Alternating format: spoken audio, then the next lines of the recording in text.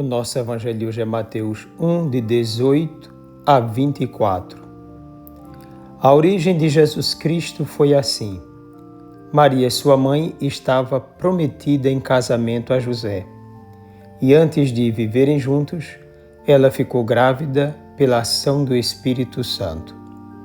José, seu marido, era justo e, não querendo denunciá-la, resolveu abandonar Maria em segredo.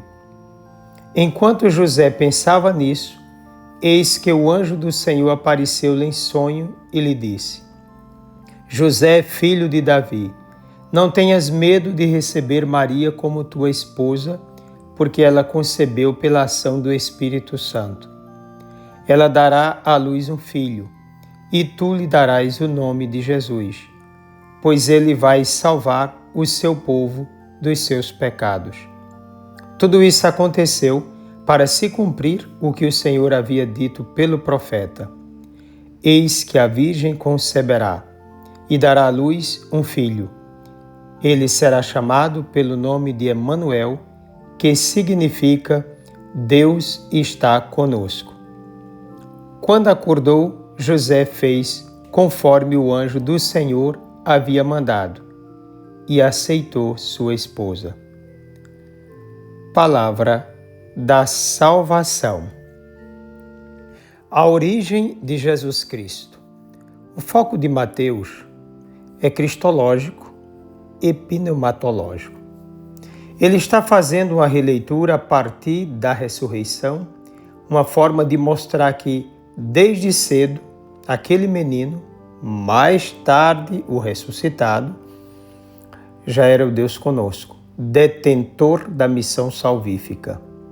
Além disso, revela que Jesus, mesmo sendo divino, fez-se carne, assumiu nossa natureza por obra do Espírito Santo.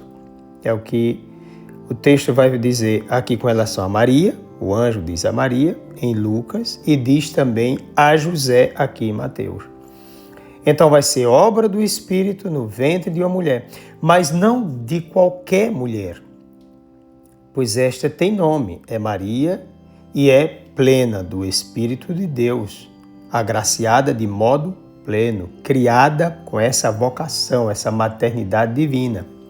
Ela pertence absolutamente a Deus, é toda voltada para Ele e, por motivo de sua vocação, predestinada para a mais sublime vocação. Então não é qualquer vocação, é uma vocação exclusiva de ser mãe, a nova Eva, para a nova humanidade restaurada pelo novo Adão, o Salvador Jesus Cristo, que é Deus que se faz carne para habitar no meio de nós. Ao lado dessa mulher aparece um justo. Detalhe, não podia ser qualquer um, mas alguém também voltado para Deus, obediente à vontade do Senhor. Humanamente falando, ela necessitava dos cuidados de quem pertencesse só a Deus, pois algo extraordinário estava acontecendo na história. Algo inusitado, salvífico, escondido da razão humana e da inteligência de Satanás. O mundo e o diabo foram incapazes de perceber tão misterioso projeto divino. José e Maria se tornam protótipos de uma humanidade capaz de esvaziar-se em vista do bem maior.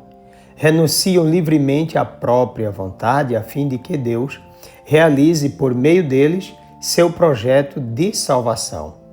Formam, portanto, um casal não para que seja construída uma humanidade a partir do desejo da carne, mas encabeçam uma humanidade que nasce da obediência e se edifica na vontade do Espírito Santo.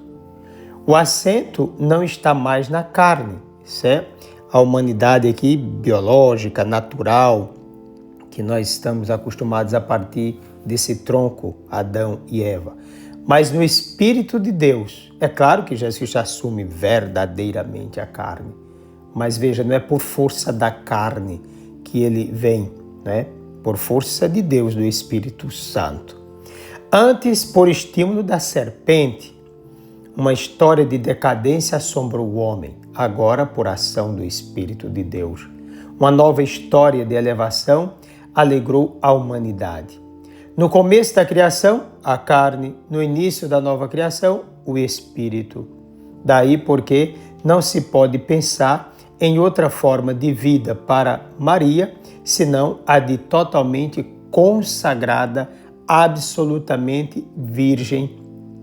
O que também não poderia ser diferente para José, que ele vai ser agraciado de modo especial também para essa missão tão importante. Digo absolutamente com relação a Maria, porque a ela coube não somente uma virgindade de fé, mas também biológica, e por toda a sua vida. Por meio de sua virgindade, manifestou-se a divindade. O poder de Deus tornou-se visível. Maria, ao contrário de Eva, não seguiu as insinuações da serpente, mas a inspiração de Deus. Muito mais que isso, ela era totalmente agraciada, toda envolvida com a graça divina. Nela só havia espaço para a realização da vontade de Deus. Encanto pelas coisas do alto, preocupação salvífica. Duas coisas devem ser levadas em conta aqui. Primeiro, a virgindade da mulher e a divindade de Jesus. A virgindade, nesse caso, é um sinal autêntico da divindade do Filho. Quanto a José, homem justo, e assim observar bem como o texto é claro, homem justo. Então não podia ser qualquer homem, mas alguém já agraciado para essa finalidade. Ele é cumpridor da lei de Deus, amante da verdade, obediente à vontade do Senhor, torna-se pai adotivo do Salvador, dando-lhe a condição de fazer parte da descendência de Davi e também um nome. Repare que em Lucas o anjo diz a Maria qual é o nome e a José também aqui em Mateus qual é o nome do menino. O nome vem do céu. Então ele agora como homem, Mateus falando para o judeu, dará esse nome ao menino.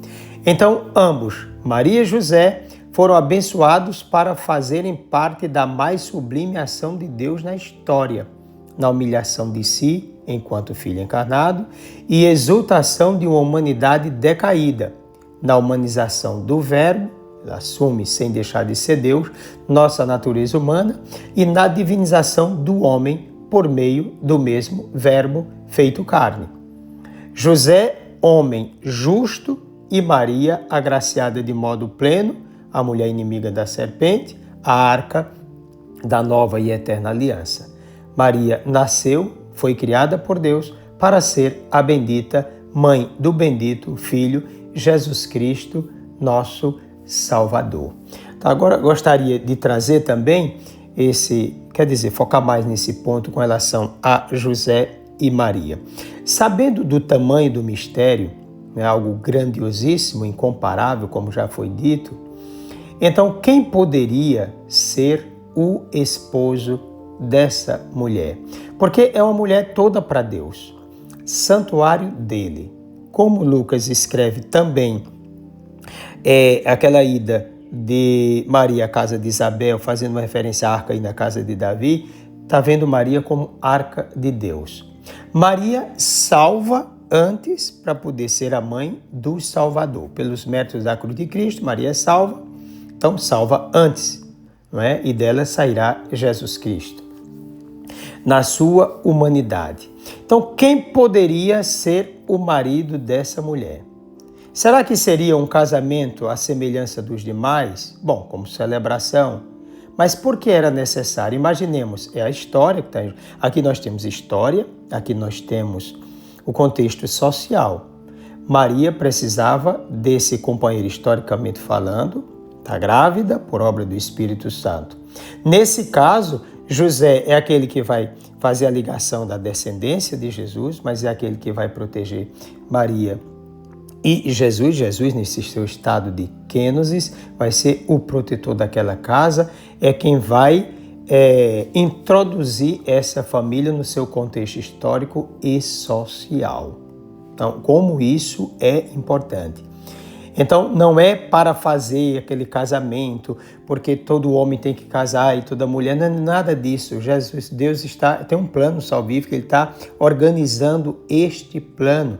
Tanto é assim que, como já dissemos, Maria agraciada de modo pleno e José com essa graça especial também, um homem justo, diz o texto, ele é justo. Então, já é um homem santo, é aberto a Deus para poder entender o mistério, entender o que está acontecendo aqui. Depois, Mateus trabalha com José aqui, colocando uma separação da questão da paternidade e a importância dele ao mesmo tempo.